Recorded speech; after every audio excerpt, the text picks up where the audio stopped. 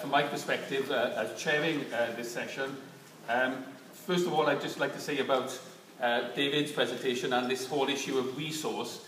And I think it became very clear there that it's about how you use your resources as much as the input that goes in there. But certainly I would like to say that one of David's identified weaknesses in the system was that lack of professional capacity, and building that over the years throughout the last decade.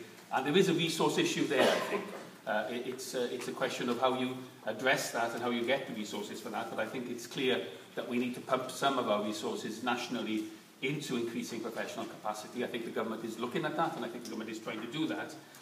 But it is something that we need to bear in mind. Now, whether, of course, that then becomes a competing priority against this overarching priority of the literature and numeracy framework is another question that we looked at. And there's a big lesson, not just for government, but for the political class there, for yourselves as professionals delivering these things, about how on earth we don't distract the whole system with too many initiatives when we try and grab some headlines. And I think that's something that we all need to bear in mind as we go forward, not just within government but in opposition as well, because we're there and we should be there to support anything that's positive for the profession and for learning by our young people and children in Wales. The final session, which I'd like to thank again Stephen and Simon for, fascinating.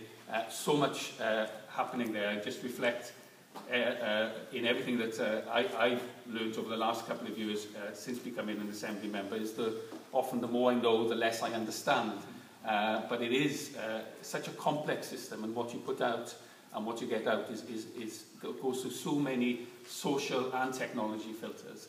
And I think one of the things that we do have to reflect, and it's been encouraging to see the government's made some moves here, is that we have seen so much that IT, and particularly mobile IT, is something that threatens the way we deliver standards in Wales, and now we are looking at it afresh as a way of actually increasing or supporting the other ways that we raise and maintain our standards. And it is a challenge, but it's something we all learn from, and I think it's something that we see excellent examples, Castlwch being one, of how that's been done in Wales, and there's a lot to learn from there. So I hope we will learn, and I hope we'll do an old-fashioned kind of social networking now, which is having a cup of tea or coffee with each other. Diolch yn fawr iawn.